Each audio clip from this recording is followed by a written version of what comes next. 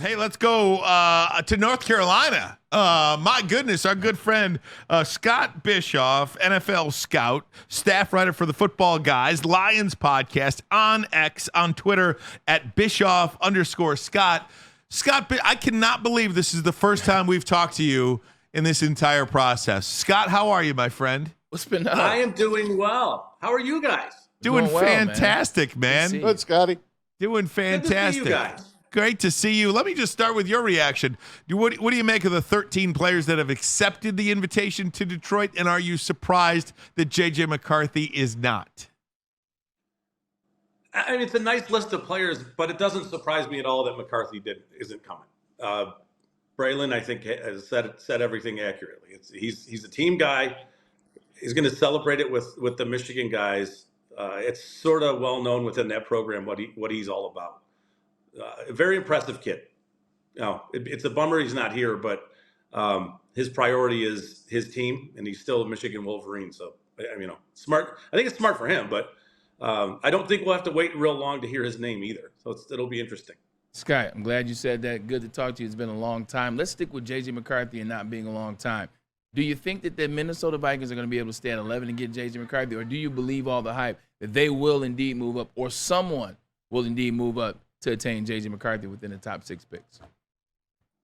Yeah, but I'm not sure McCarthy gets past pick 3, to be honest. Oh, there we go. Think about the New England Patriots and everything they are, and the most perfect match in this draft is J.J. McCarthy. They need a quarterback. Tommy 2.0.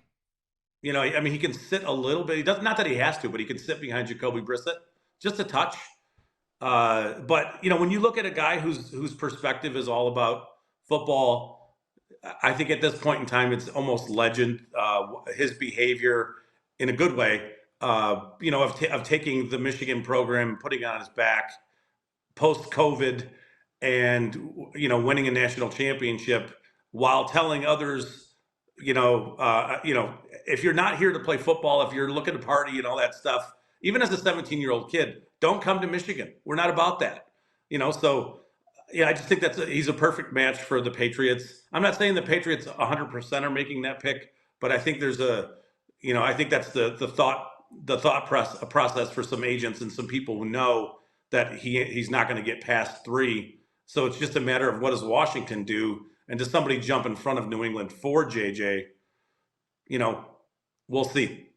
Scott, let me ask you just about your evaluation of J.J. McCarthy. As an NFL scout, we have heard scouts in the past, general managers, say this is a unique player because we just don't know how to evaluate him, but his skill set is much more advanced than what he was actually asked to do in games at Michigan. How difficult was your evaluation of him? Just take it from there.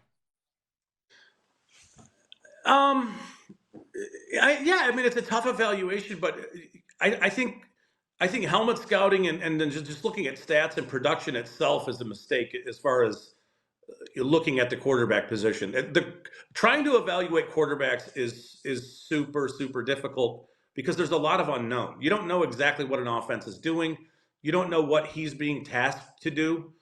So there's a lot of unknown. There's a lot of questions that you have to try to get answers to. But so as far as so what I do, it's just what does he look like when he's throwing the ball? What are his mechanics like? What are his feet like? How does he react to pressure? How mobile is he? What can he do when plays break down? What does an offense ask him to do? I don't care that. To be honest, I don't really care that they threw the ball one time against Penn State, and I know it was a penalty, so it really didn't count. But I don't care. In the second half, to me, it doesn't matter so much. I think this is the guy who ran the Michigan offense and was willing to run the Michigan offense. And if that meant we were handing it off 20, 30 times, so be it. We won, and that's his perspective. From a traits standpoint, which is I think where scouts get into the things that he can do. When you look at his feet and how well connected his feet are to the timing and rhythm of a play, and how disciplined he is, with it, staying in the pocket and taking care of all that kind of stuff. He's really good at that stuff. I think he can make every throw. He's got plenty of arm strength. And then I look at the throw he makes to Colston Loveland over the middle of the field against Michigan State. It's probably one of the best throws in college football last year. And then repeating that same throw against Ohio State to Roman Wilson, both for touchdowns. Just ridiculous throws, right? And those are throws that you don't always see. Those are NFL level throws into the middle of the field, down the field. JJ, the story goes that he saw the Michigan State linebacker on film turn his head at a point after at a certain point in his drops, and then asked to target that. So, I mean, that's the level of intelligence, of football IQ and smarts that JJ McCarthy has to see this, to spot this on film, and then to make that throw. Just dirty throws. And I think that, I don't know if you guys have talked to other people who are willing to go out on a limb for JJ, but there's a lot of Joe Burrow in JJ McCarthy's game. In terms of the kind of like, I don't want to say bad words, but the FU kind of throws that he does make. And Burrow's got that kind of stuff in his game. Scott, can I just stop you for a second? Yes, sir. 3 months ago, 4 months ago, maybe even 5 months ago, the exact comparison. Made that exact comparison. I think whoever gets this guy is getting the best quarterback in this draft. You're a genius if you made that comparison. Thank you. No, it's just the arrogance. It's the arrogance to make those kind of throws, the willingness to do it, and then to pull it off. Like, there's a lot of quarterbacks who can't pull that off. He does. I love him as a prospect. Caleb Williams has his own set of issues. He's a magician, the way he throws the ball and all that stuff. But after Williams, I would say, I would be all in. If I needed a quarterback, I'd want McCarthy in this class. Yeah, Scott, it's funny. I agree with you, although I don't call it arrogance. I think there's a simple subtlety and confidence in it. It's more like a Matt Stafford. Matt Stafford can make throws that maybe 3 quarterbacks in the NFL can make, and he's not arrogant about it. It's just that confidence. This is what I could do, and I think that's what you see in JJ is he's been doing it. Like he when he was just getting pulled in games, when he was coming in for K McNown, when he was coming in. K McNown played with UCLA back in the day, but he was coming in for McNamara. Yeah, exactly. When he was coming in for K McNamara, you would see him come in, not warmed up, and make these throws down the field. They were confidence throws, and that's what you see more and more with Pro Day. I think he's just so confident, but it's an effortless confidence, man. It's much like Matt Stafford, where it's not arrogance. It's just I'm confident. This is what I can do. I'm not making a big deal about it, but I can do this. Yeah, and think about him away from the Michigan program, where they didn't put it's not like they put handcuffs on him or any of that kind of stuff, but they did not really want him forcing the ball down the field, throwing the ball down the field. They didn't need to. Exactly. So, but that's who he is. Is like, okay, yes, I'm going to have to eat in the draft process, I'm going to have to eat it about the production. I'm willing to do that to win football games and ultimately win a national championship. To me, that says a lot that a kid is willing to do that, at his own peril. And when I say arrogance, I don't mean it in a negative. I think it's a great thing. I think it's one of the things that makes him stand out from the others in this class is an understanding of what he is capable of doing and the ability to pull it off. And it's remarkable to watch him do some of this stuff, and then make throws on the run the way he does. That's hard to do. Going both ways too, run either to his left or his right, and that's all tied into his feet. His game is a product of his super disciplined footwork. And his accuracy, down the field, on the run, all that stuff. He's an impressive player. That's great, man. We love talking quarterbacks. Unfortunately, the Lions are not going to be in a position to take a quarterback, nor do they need one right now at this point. So let's talk about pick number 29. You're on the clock, Scott Bischoff. You are now Brad Holmes. The Lions had a bunch of cornerbacks in here. They watched them. They need help in the defensive backfield. They need help on the defensive line.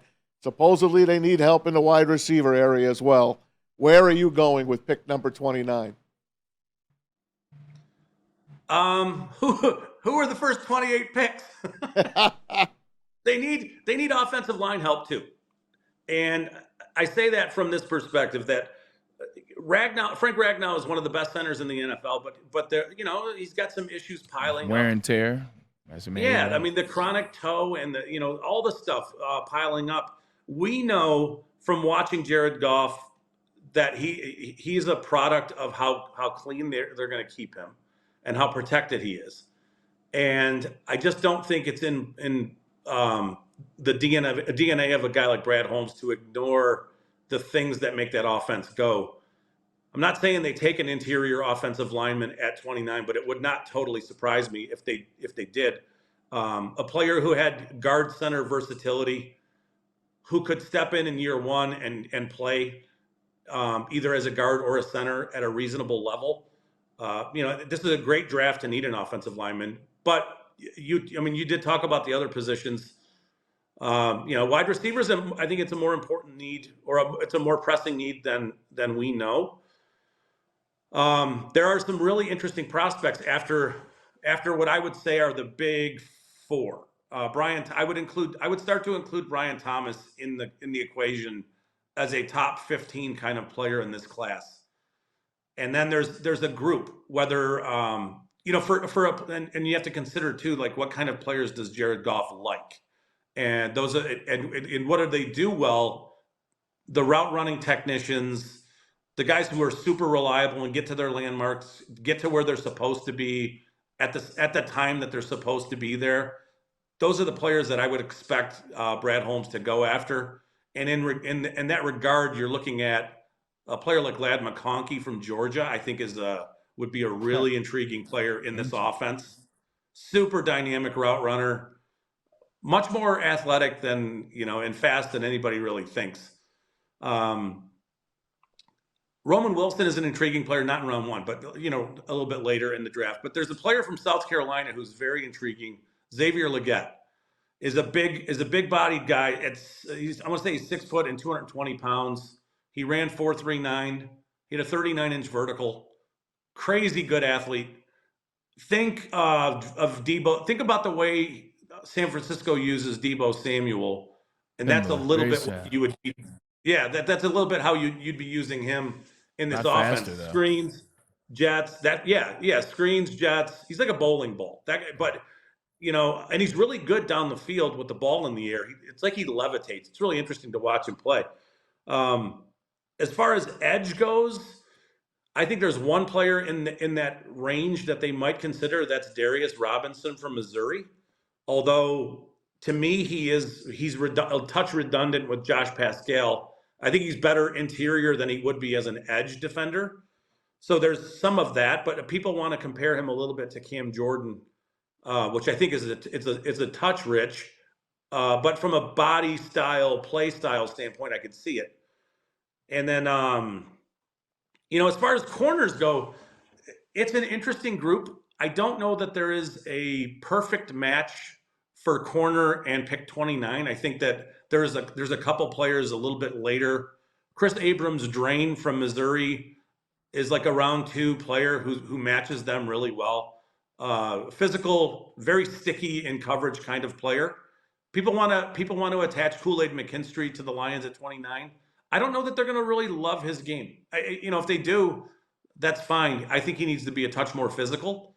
Not allowing a player to cross his face when he's pressing or when he's up in tight coverage. There are times when he will allow that to happen, and that's a problem. It's something that you really can't do.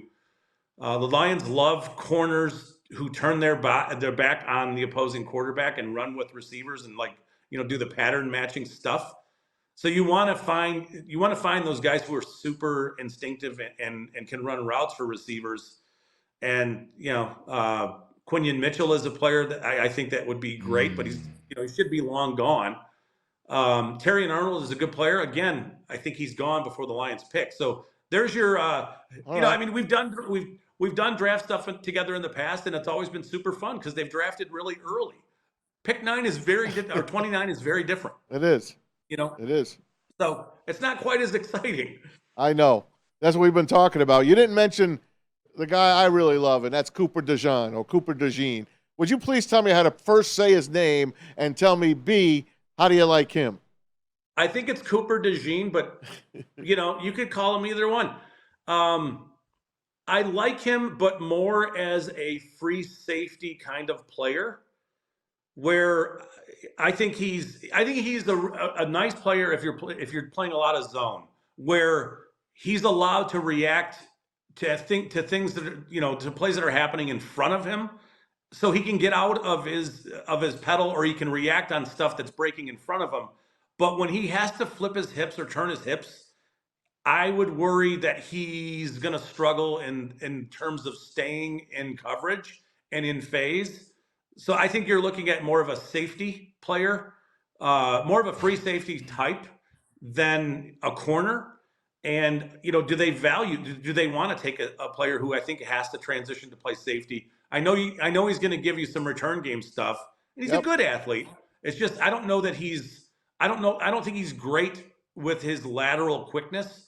I think there's a little bit of stiffness in the way he turns and transitions. But when you ask him to come forward and break on things that he's seeing in front of him, he's fine. That's not necessarily what the Lions do with their corners. So I don't know if he's a great fit in Detroit. Okay. Scott, let me ask you this question. Now, we can sit there and talk about what to do at 29 all day long, but we know that Brad Holmes likes to be aggressive. Last year, he drafted back to get Jahmyr Gibbs and Jack Campbell. Ultimately, the year before, he moved up to get Jamison Williams. Are there some players that you see him potentially moving up for in the mid to late first rounds? Not moving up to round, to pick 7 or pick 11. But I'm talking about pick 18, pick 17. You got La'atu Lata. You have Gerard Verse out of Florida State. Are there some players within that 15 to 21 that you see them potentially moving up for? You mentioned both of them. Latu is one, right? I mean, yeah, 100%. He is one. He's a freak of nature, I think. He'd really complete your defensive line and give you a player who wins a very different way than anybody they have. And that's with his, with pretty really good quickness, and he's great with his hands. Yeah, and Verse is a monster. Verse is a really, really good football player. If the Lions' window to win is right now, so I could see them.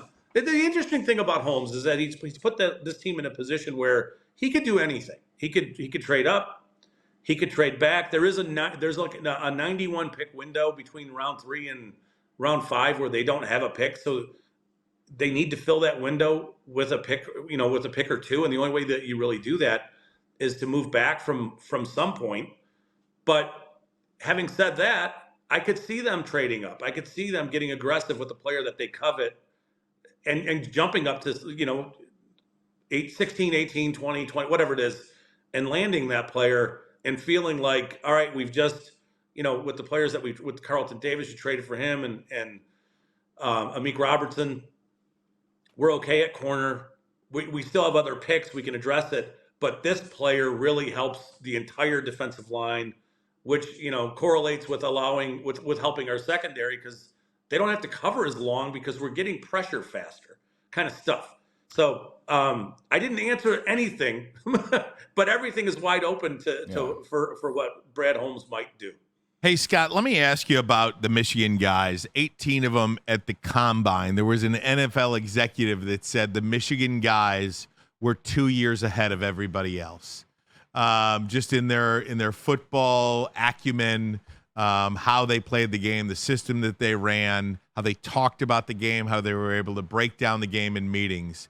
Of those 18 guys that were there, what would you put an over-under at? 12, 10? 14 of Michigan guys getting drafted in this draft.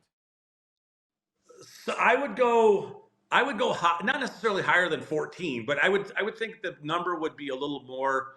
The back end of this draft is not going to be great just because of situationally where college football is. With the post-COVID stuff, the COVID year for everybody. If you know that these players are physically ahead of their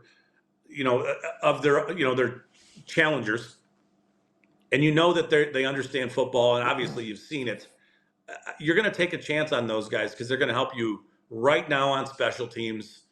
Some of this stuff has a lot to do with the trainer who left Michigan. That was Ben Herbert. it's a huge loss for Michigan. Mm. And he was, that dude was an impressive person. Just, I mean, as an aside, just personally, he did things that I just can't believe that he texted with my son is 16 now. He was 14 at the time, and I asked him a couple questions at a practice I was at, and he gave me some advice for my son Joey, and he followed up a lot. It stuns me that he would do this just to see how he was doing with the exercises that he had asked him to do, and it blows me away that this guy would take time out of his day to do that. It just blows me away. And I was hoping he would stay at Michigan, but I fully understand why he ended up with the Chargers. And that's just a home run for the Chargers to have a guy like that. But he was different. And the Michigan guys are different. It reminds me back, 10 years ago when the Michigan State guys were physically superior to a lot of other players. But Michigan's guys are like that. Like, and I think some of it's mentality too. Like you look at Roman Wilson's story, of him getting on planes while he was in high school to go play football in Hawaii.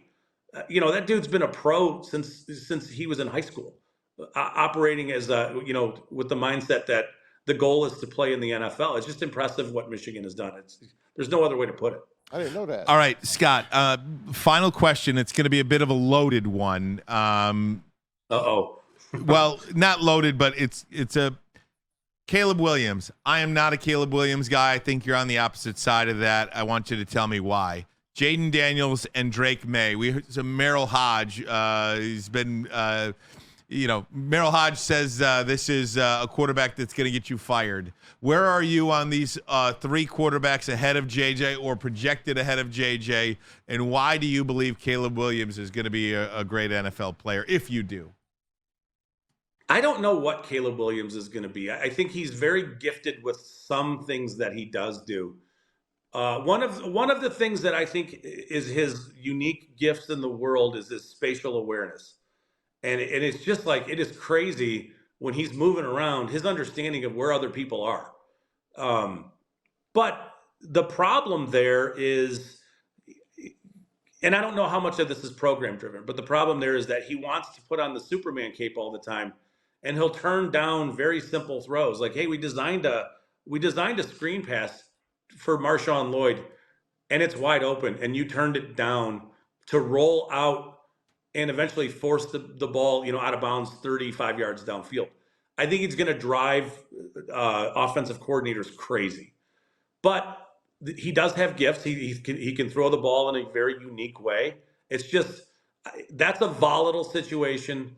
I think the situation with his father and, trying to force him to a certain place may be something that potentially happens. I think the Bears do love him, but it's not necessarily the stablest situation with him. And then I think there's some maturity and insecurity stuff there where, he to me is, he's scary. I understand it. I mean, I get it with the upside. It's just how much upside, how often are you going to hit the upside there, right? Like I don't know. I don't know so much with him. He would scare me. But as far as the other two, I think Jaden Daniels could fall in this draft a little bit. I don't necessarily know where his home is if it's not Washington. To me, he is a very scheme-specific player where you'd have to design half-field concepts for him and have him do a lot of rolling out, or mirror concepts where, you have receivers on one side of the field doing the same thing on the other side of the field. It's a little bit easier to defend. Obviously he's a great runner, but it is funny at times watching him run with the ball, because it's almost like he likes to get lit up. And lit up, right? Like that. You cannot. It takes a lot of contact. He really does. And there's a play against Florida State where it's like a draw where there's no running back, and he just decides he's going to run up the middle, and when he gets to the line of scrimmage, he's going to jump, right? And it's like, you're going to get killed if you take contact like that. But and I think there's some off the field stuff with him too, where I just don't know exactly where he lands. And Drake May, I don't totally get. And I'll admit it. I don't totally get it. Poor There's man's some Justin very Herbert. very poor man's. Where there's some stuff where it's like, hey, you just ran like a hitch route and you threw it at his feet, and that's like a super simple throw. He has a really weird release. He's got very, I don't want to say bad footwork, but it's not super efficient, and it leads to him sailing the ball or throwing the ball in the dirt. And there's a little Phillip Rivers to a little shot put kind of like stuff in his delivery. His release is really long. It takes a long time. And if you can get him, if you're a defense and if all you have to do is get him to reset his feet, and he's in trouble. And then the other thing he does, and he drifts, like he'll drift in the pocket right or left and make his job so much more difficult by just moving a couple steps to the right or to the left and not understanding necessarily where pressure is coming from. And it's just, there's stuff on film where it's just like, that play could have been so much easier, but you're making it a lot harder than it needs to be. That's why I like JJ significantly more than I like some of the other quarterbacks in the class. Man, that's a lot of great info, man. Yeah, The great Scott Bischoff. We can't thank you enough for your time. Always a Hopefully pleasure. you get back to golf now. Hit it straight. You watching the Masters, Oh my by the gosh, way, at it's all? been a disaster. You know what happens is when the Masters comes on, it's Masters weekend. Everybody's dialed in. Everybody believes that all of a sudden that they can embody on the course what they see on TV. It doesn't work like that. It doesn't work like I that. have not thrown a club yet, but it's early. We'll see. Check out Scott, Appreciate you. DetroitLionsPodcast.com, FootballGuys.com, and of course on Twitter at Bischoff_Scott. Thanks so much, my friend. Thanks, Really buddy. appreciate it. Great to talk to you again, bud. Thanks, Scott. Appreciate you. Thanks, guys. Be well. You got See it. you, bud. You as well. Great stuff there.